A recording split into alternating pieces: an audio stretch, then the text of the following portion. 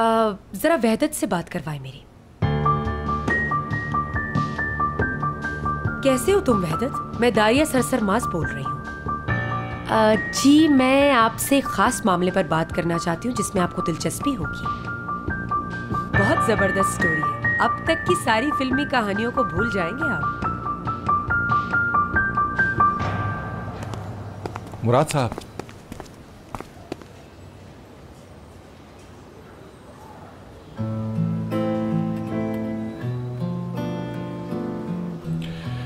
गाड़ी की चाबी वापस करने आया हूं। अब क्या हो गया? इस्तीफा दे रहा हूं। अभी जॉब कंटिन्यू नहीं कर सकता। हालांकि मैंने कहा था कि तुम्हारी जॉब बरकरार रहेगी। जाती मामलात को और काम को अलग अलग रखो। बाज मामले प्रोफेशनल चीजों से हटकर भी होते हैं, दिल के मामले। क्योंकि दिल ही नहीं मान रहा कि नौकरी जारी रखूं। ले लें चाबी। जो हुआ उसमें मेरा कसूर है यानी? हाँ, मामला इस हद तक पहुंचने का जिम्मेदार मैं हूं क्या? बोलो करीम। तो मैं भी नहीं हूं। जैसे ही मुझे पता चला मैं आपको बताने आया था, मगर दादी ने मुझे रोक दिया।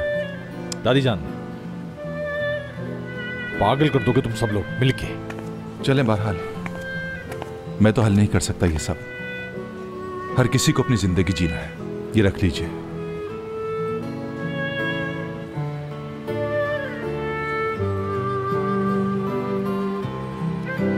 अरे अरे अरे अरे करीम किधर? इस्तीफा दे दिया है। अरे भाई ये क्या कह रहा है? दुरुक अब कुछ नहीं बचा कहने को। ओके, खुदा हाफिज। भाई वो जा रहा है, उसे रोक लें। आपकी तो पुरानी दोस्ती है, ऐसा क्यों कर रहे हैं? तो क्या करूं दुरुक? हाँ, क्या कहूं इसे? एक के बाद एक प्रॉब्लम आ रही है। दिमाग खराब कर दिया सबने।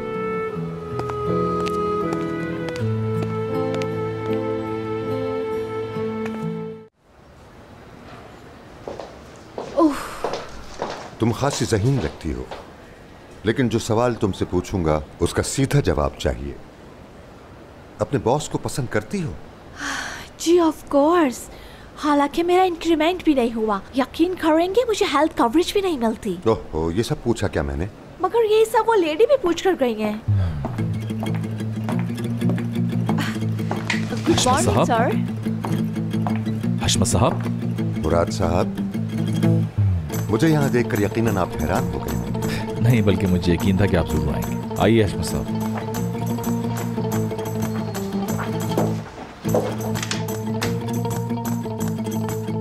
शुक्रिया। तशरीफ रखिए। Thank you very much.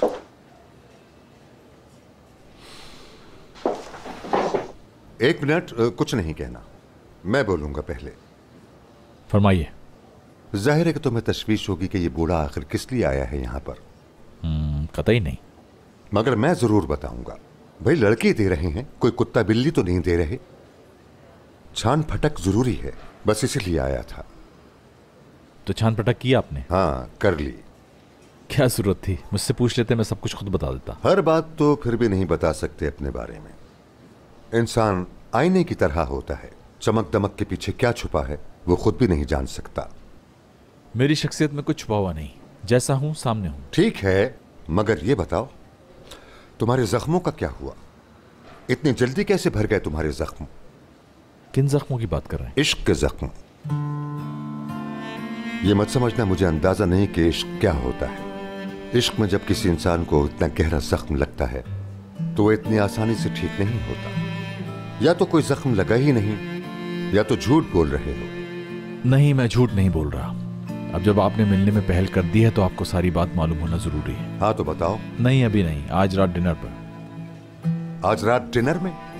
यह प्रोग्राम कब तय हुआ? आपका कहना था ना कि आपके यहाँ जरूरी है। कहा था, मगर पहले दोनों खानदानों का आपस में मिलना भी तो जरूरी है ना। बिल्कुल। तो यूं समझ लें आज दोनों फैमिलीज की आइस ब्रेकिंग है, एक दूसरे को समझ सकें। चलो ठीक है, मैं सोचूंगा।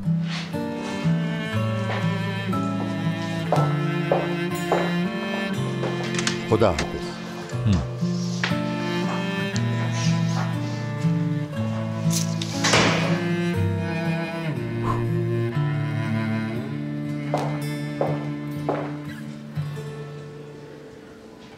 आप कह सकते हैं कि आज एक बहुत बड़े झूठ का इंकशाफ हुआ है आप पर, लेकिन असल बॉम्ब तो कल आपके अखबार के जरिए बढ़ेगा। 1 अरबपति को झूठे प्यार के जाल में फांसने वाली गरीब लड़की। That's a good title. क्या ख्याल है, यही टाइटल लगा दूं? जी हाँ, बिल्कुल, क्यों नहीं। लेकिन मेरी बात अभी खत्म नहीं हुई है। मतलब कुछ और भी है क्या? आज रात मेरे बताए हुए एड्रेस पर आ जाओ। वहाँ आपको इससे भी बड़ी और शॉकिंग न्यूज मिलेगी। दौलतमंद फैमिली की तारुफी मुलाकात, वो भी एक गरीब बल्कि फकीर फैमिली के साथ। जी मैं हाजिर हो जाऊंगा। बहुत शुक्रिया आपका।